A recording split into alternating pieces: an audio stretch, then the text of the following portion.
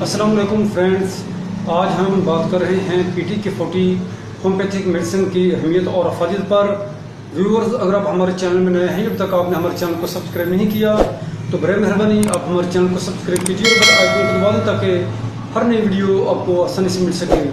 تو میں آپ کا میزبان ڈاکٹر عبدالواحد آپ کو اپنے یوٹیوب چینل میں بہت بہت خوش آمدید کہتا ہوں۔ تو چلیے شروع کرتے ہیں۔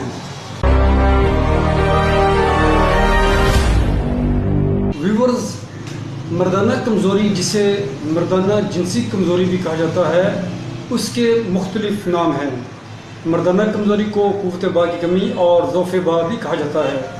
اس سے مراد مردانہ قوت میں کمی اور دوران مباشرت یعنی جماع یا ہم بستری بوجہ کمی انتشار مطلوبہ کارکردگی میں ضعف یا کمزوری کا پیدا ہو جانا، جس کے باعث وظیفہ جماع صحیح طور پر سر انجام نہ دے سکتا ہے۔ بعض لوگ مردانہ کمزوری کو نمردی کا نام بھی دیتے ہیں، اگرچہ نمردی بھی مردانہ کمزوری ہی ہوتی ہے، لیکن ان میں فرق یہ ہے کہ نمردی میں مرد کو نہ تو انتشار اور نہ وظیفہ جماع کی دلچسپی ہوتی ہے، بلکہ مردانہ عضو تناسل ایک بے جان گوشت کا لوتھڑا ہوتا ہے جس میں نہ انتشار ہوتا ہے اور نہ سختی۔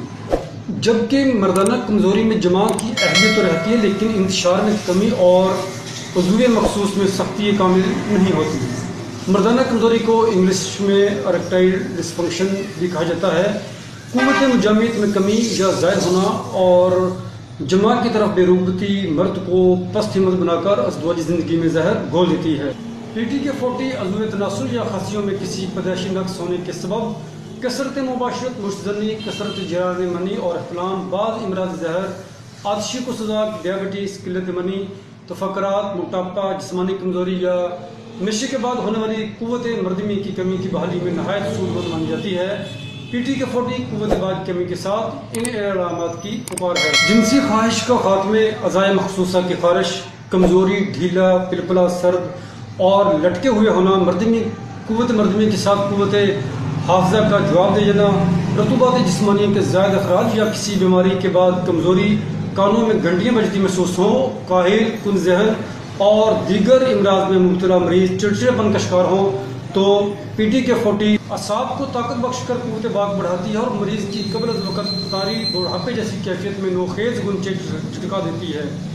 ویورز، اس میڈیسن کا طریقہ استعمال یہ ہے کہ 10 سے 15 قطرے دن میں 3 سے 4 بار استعمال کریں کھانے کے بعد۔ ویورز، یہ تھی آج کی ہماری ویڈیو PTK40 ہومیوپیتھک میڈیسن کی اہمیت اور افادیت پر۔